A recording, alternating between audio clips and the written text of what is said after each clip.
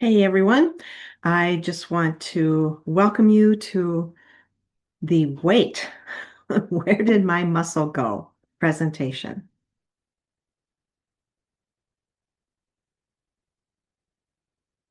Just a quick disclaimer that anything that is mentioned in this presentation has not been evaluated by the FDA. Any products that are mentioned are not intended to diagnose, treat, cure, or prevent any disease. So, have you noticed a change in your muscles? If you have, you are not alone.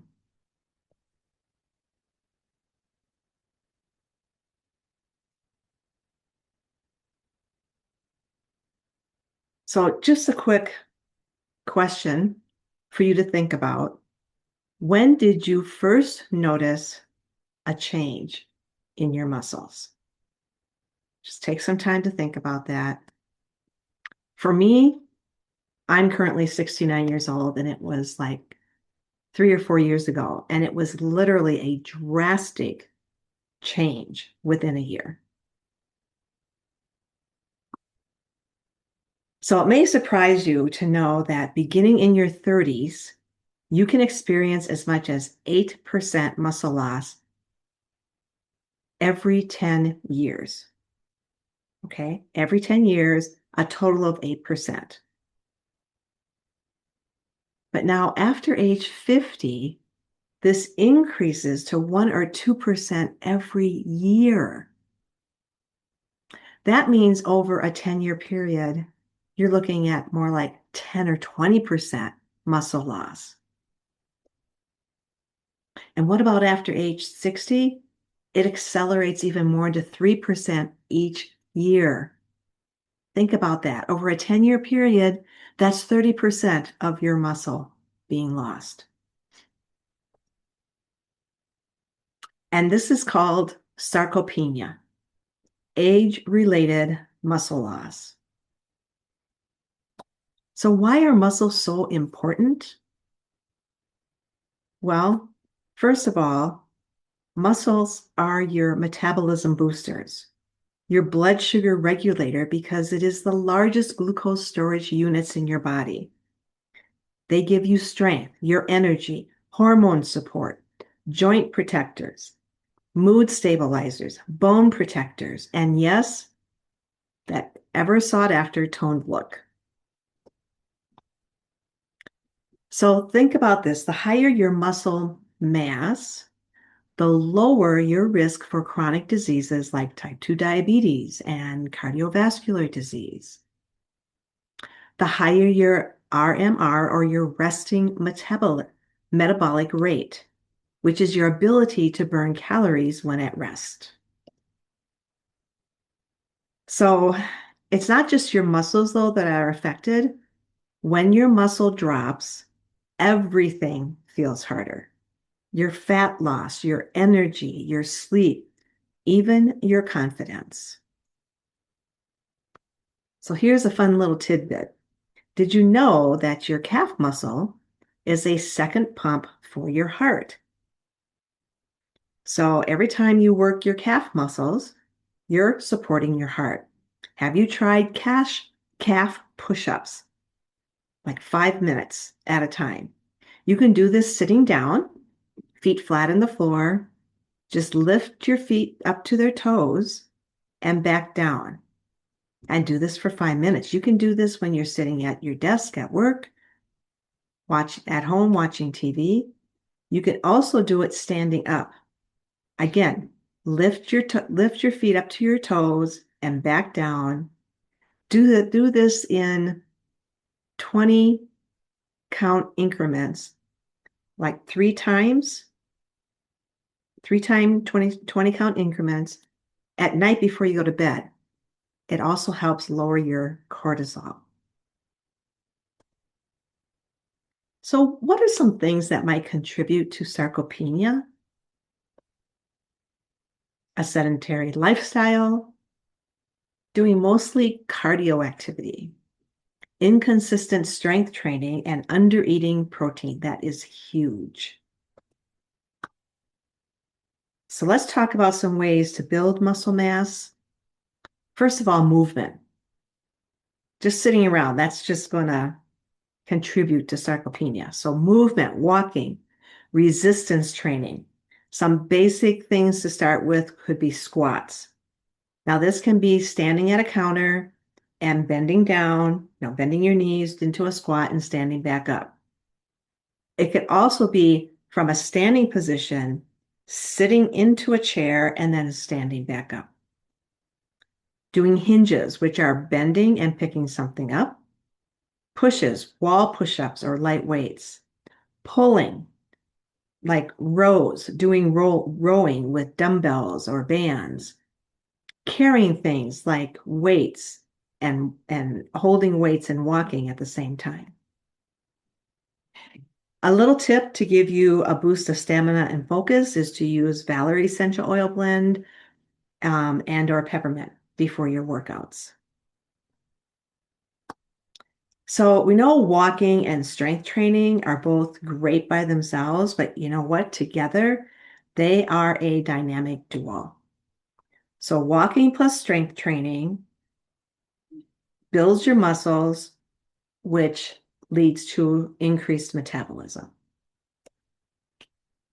When is the best time to move? When do you think it might be? Think about that just a little bit. A lot of people like to do it first thing in the morning. Some people like to do it at night before, in the evening because it works out for their schedule. But when do you think is the best time to do it? Actually, after every meal helps your muscles do their job.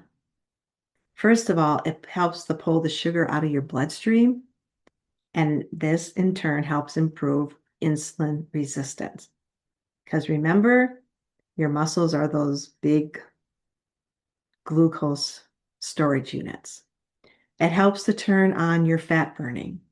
It keeps stress from stacking up, so it lowers your stress hormones.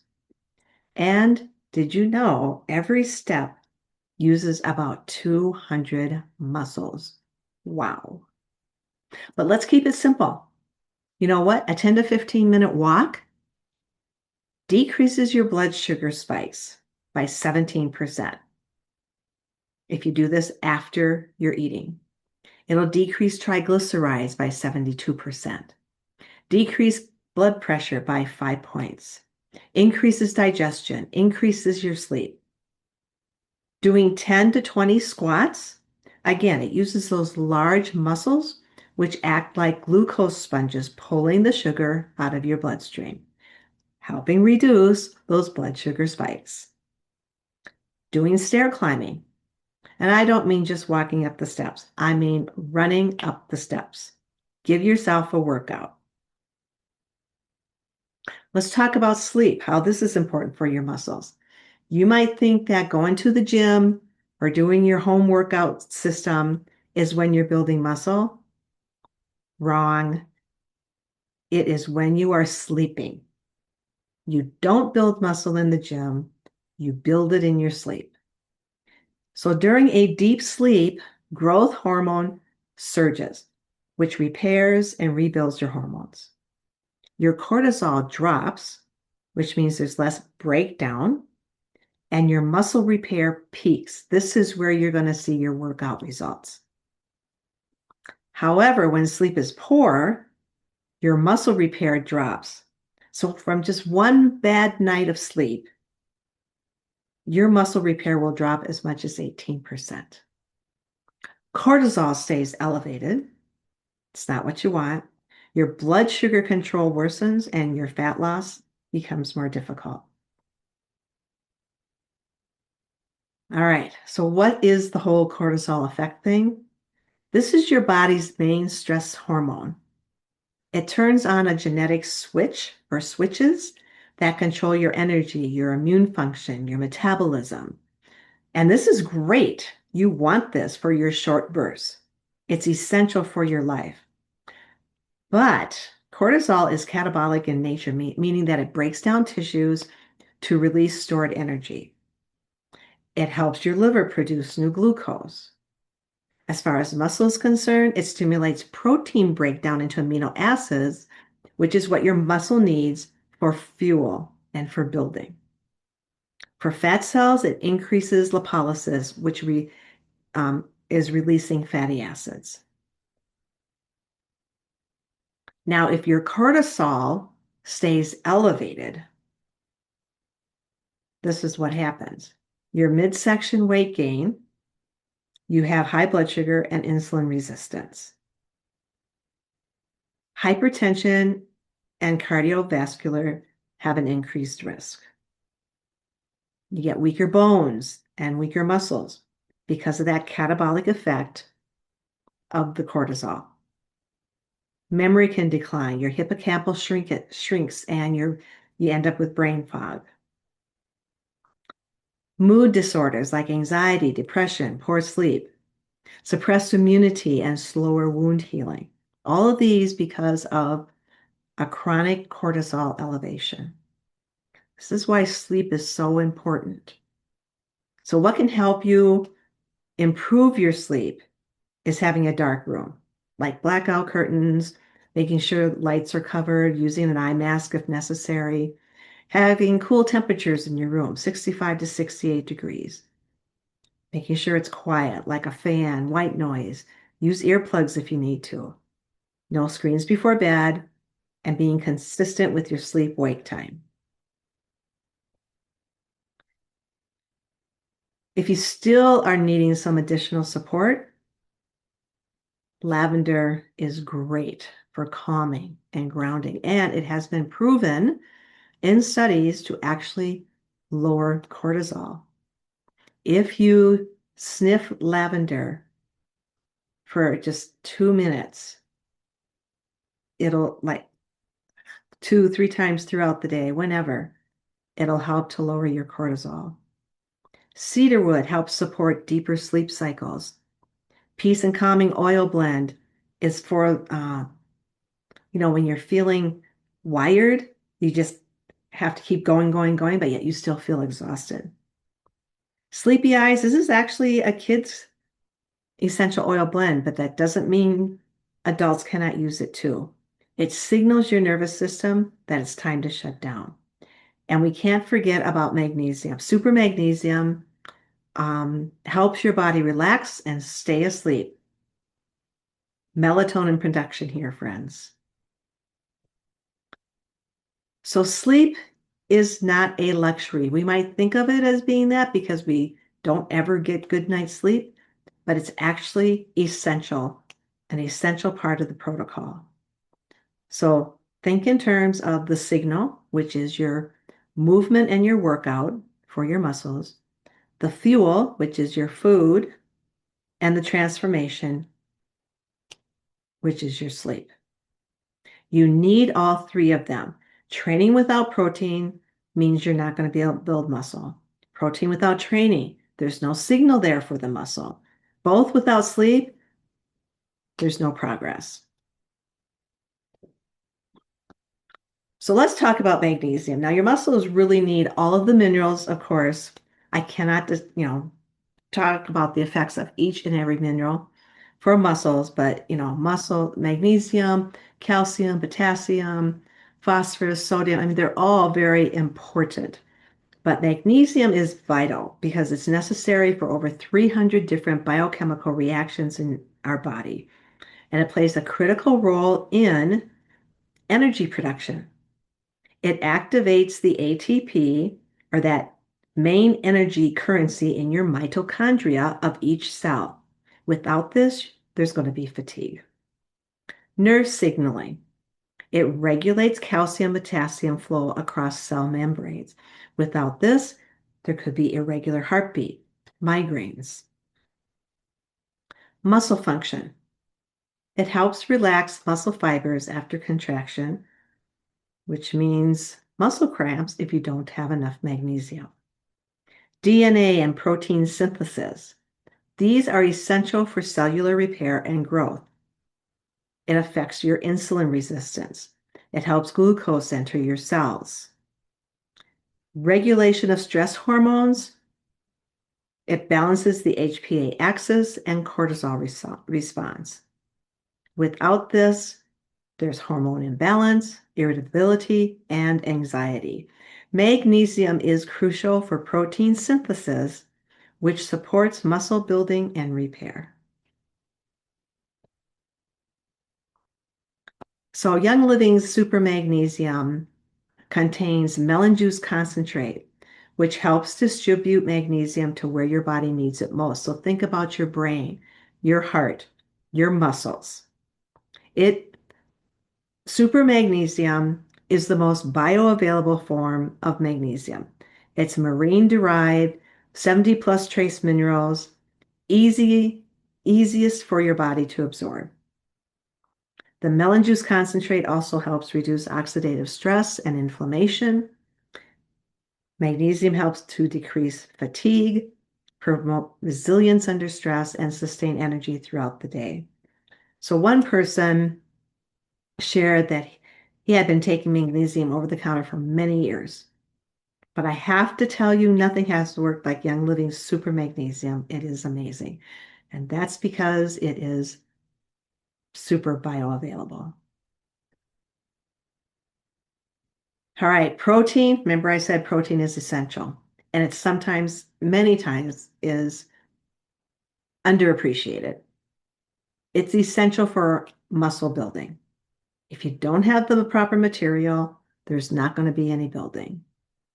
Workouts create the signal to build the muscle, but protein gives the body the material to do it. So after sleeping all night, your body is in that breakdown mode. A protein-rich breakfast helps to flip that switch back. So it's good to aim for approximately 25 to 30 grams of protein at your main meals, but especially at breakfast. Get your day started right. And here's just a simple chart of some ideas that can give you 30 grams of protein. Because protein intake is crucial to prevent muscle loss. And you might think, oh, I'm having a couple eggs for breakfast. But notice you need 5 total eggs to get 30 grams of protein. So that's why it's always a good idea, maybe combine some eggs with some sausage or some other type of protein along with it. All right, let's talk vitamin D. Vitamin D plays a crucial role in musculoskeletal health. It directly impacts muscle strength, function, and repair. So it helps with muscle contraction, growth, and regeneration. The vitamin D receptors that are present in muscle tissue, where they help regulate muscle protein synthesis. Vitamin D acts to reduce inflammation and promotes the repair of damaged muscle fibers. If there's not enough vitamin D, when there's a deficiency, it leads to muscle weakness, pain, and atrophy. Now, typically for vitamin D, it's a 3-step process to convert to a form that your body can actually assimilate, can use and assimilate. You first need the sunshine on your skin, then it goes through your liver and your kidneys. 3 steps. But even with all that and all the different supplements out there, 40%, which is approximately 1 billion, are vitamin D deficient. So think about that. Why should that be? Well, it's interesting that vitamin D has 2 forms, D2 and D3. Both are effectively absorbed into the bloodstream. However, the liver metabolizes them differently. D3 is more bioavailable. So D3 is actually the form of vitamin D directly after it has been activated by the UV exposure in the skin. So if you have a vitamin D supplement that's already in that form of D3, then it does not require the sun exposure to become active in your body. It will still require activation through liver and kidneys. So in a nutshell, D3 is less effective than D3. I'm sorry, D2 is less effective than D3 at raising blood levels of vitamin D. Now, super vitamin D, Young Living super vitamin D, actually contains that D3 form of vitamin D. So it does not need the sun on your skin to activate it in your body. It still needs to go through your liver and kidneys. So it's very important to make sure your liver and kidneys are being supported.